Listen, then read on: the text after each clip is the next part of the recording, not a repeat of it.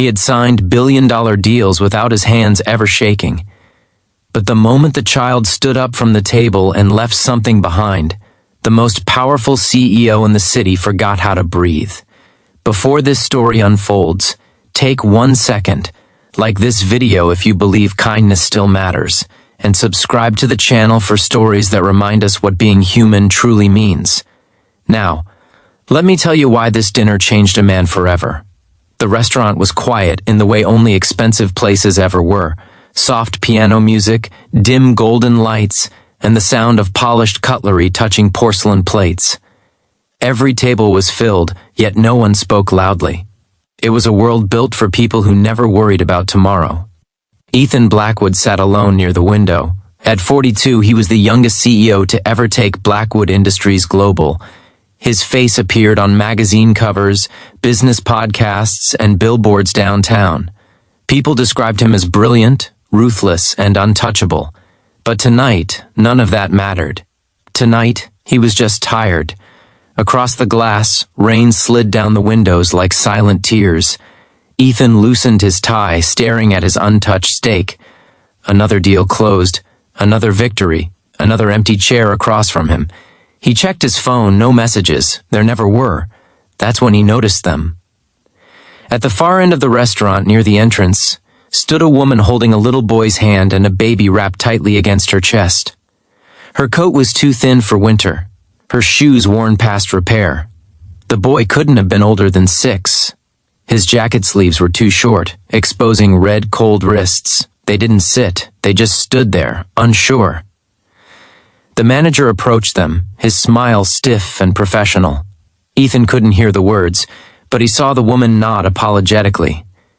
She turned to leave, embarrassment burning on her face. Something in Ethan's chest tightened. He remembered that feeling, not hunger, but the shame of being seen while having nothing. Before he could talk himself out of it, Ethan raised his hand.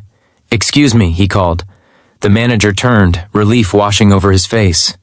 "Yes, sir?" "They're with me," Ethan said. "Please seat them. Whatever they want, put it on my bill." The woman froze. "No, sir," she said quickly, her voice barely above a whisper. "We didn't mean to—" "Please," Ethan interrupted gently. "It's cold outside." The boy looked up at Ethan, eyes wide, suspicious but curious. After a moment, the woman nodded. "Thank you." They were seated at the table next to Ethan's. The baby slept peacefully. The boy sat stiffly, hands folded, as if afraid to touch anything. When the menu arrived, the woman barely glanced at it. "Just soup," she said, "for all of us." Ethan leaned over. "Order a real meal, please." She hesitated, then nodded again. As they ate, Ethan watched quietly. The boy took small bites, chewing carefully, as if saving each mouthful. That carefulness hit Ethan harder than any sob ever could. "What's your name?" Ethan asked the boy. "Leo," he replied.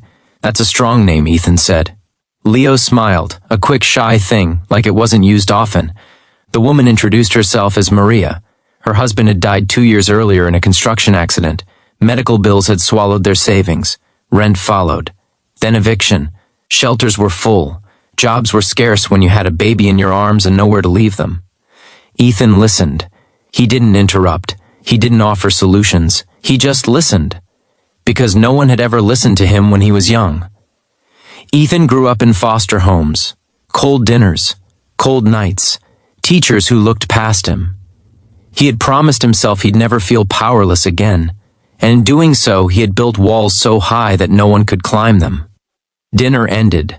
Dessert arrived, chocolate cake for Leo. His eyes lit up like it was Christmas morning. "Thank you," Leo said softly. Ethan smiled. "You're welcome, buddy." Maria stood, adjusting the baby. "We should go. You've already done more than enough." They said their goodbyes. Leo paused. He walked back to Ethan's table, climbed onto the chair opposite him, and placed something carefully beside Ethan's plate. Then he ran back to his mother. Ethan looked down.